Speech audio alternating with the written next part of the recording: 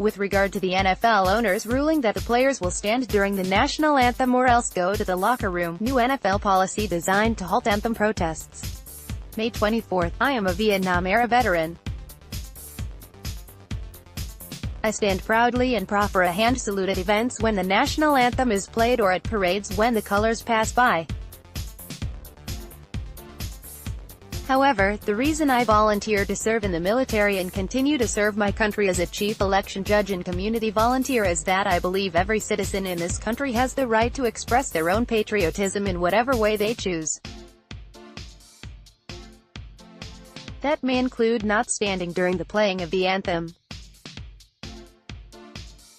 That is why I took an oath that incidentally carries no expiration date, to give everything, up to and including my life, to make sure every American citizen will have that right. If we start taking steps to ordain to our citizenry how they will express their patriotism, we will be taking steps toward the type of dictatorship that I, and every military member since 1789, have fought against. Keith Reed, Rosemount. When will Republican lawmakers find the courage to stand up for our democracy by clearly denouncing President Donald Trump's threats against NFL players who choose not to stand for the national anthem? There are countries where such actions are officially punished, such as North Korea, China, Iran and Russia. We cannot thrive as a nation if our lawmakers will only defend the palatable aspects of democracy. How strange, however, that this president suggests NFL players who do not stand for the national anthem should be thrown out of the country, which he did on May 24, while he managed to find a way to describe white supremacists in Charlottesville, VA, as good people. The time for self-delusion is long past.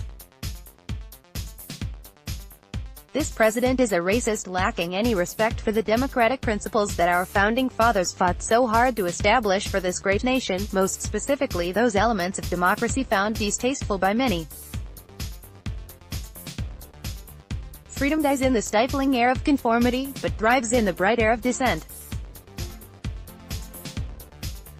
And if conformity is our aspiration, then we as a people need look no further than North Korea for inspiration.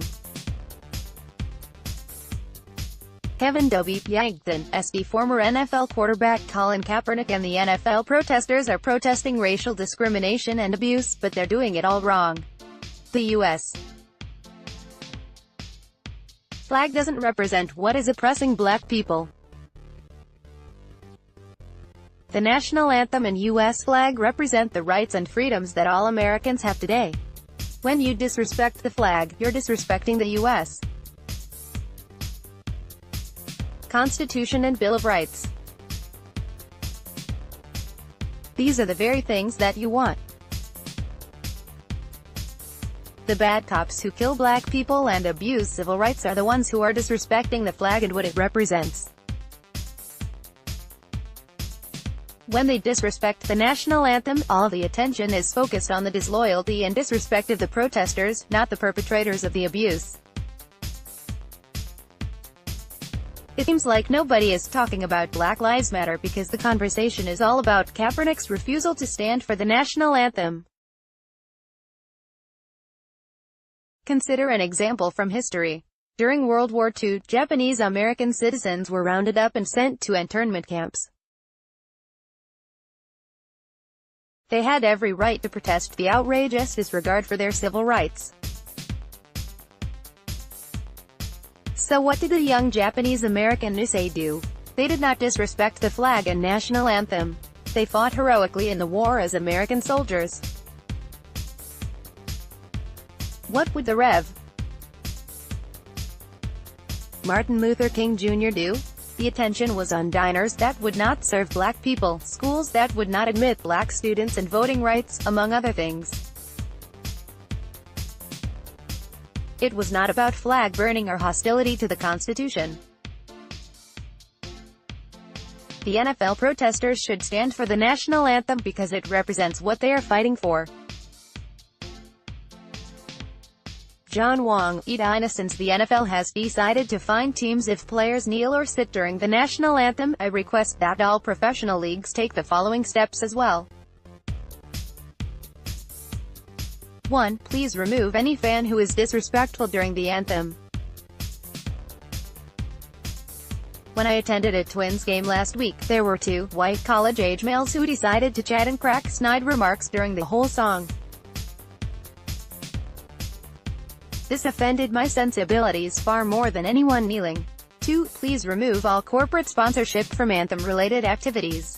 At Target Field, those activities were brought to me by Thomson Reuters. While it is a fine company, I am offended that patriotism can be sponsored by the highest bidder. Nick Hansen, Street.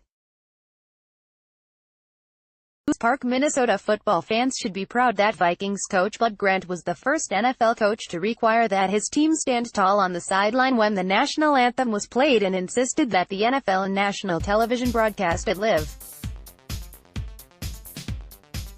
See Bud's first book, One Did It My Way. Ted Johnson, Minneapolis. Freedom vs.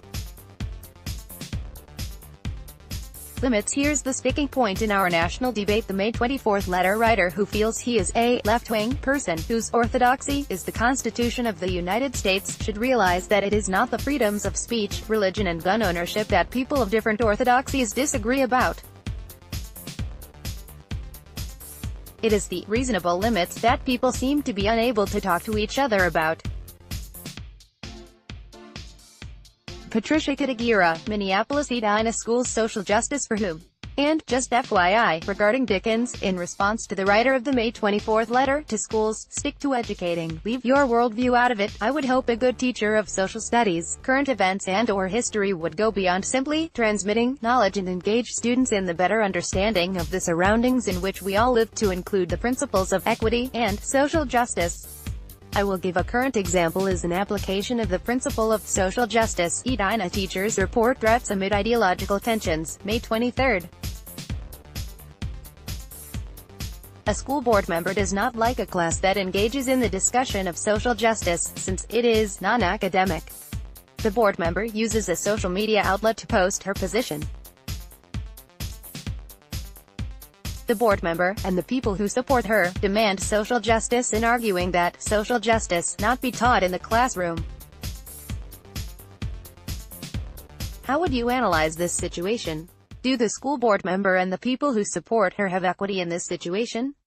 What learning outcomes would you draw from this example? John Helam, Minneapolis. I was amused by the letter writer who wants Edina schools to stop talking about social justice issues, and read Dickens instead.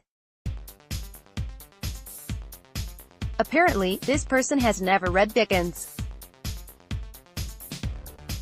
Naomi Jackson, Minneapolis. Much of what Charles Dickens wrote was a social commentary, for example, A Christmas Carol, A Tale of Two Cities, David Copperfield. A lot of American classical literature was social commentary also. Uncle Tom's Cabin, Gone with the Wind, Black Like Me, To Kill a Mockingbird, The Grapes of Wrath. The Scarlet Letter. One would think that if the teaching in Edina schools was so horrible, families would be exiting and the housing market would be sinking. That does not seem to be the case. In fact, Edina has families open and rolling from other places. So I say, good job, Edina teachers. Belinda Flanagan, Bloomington.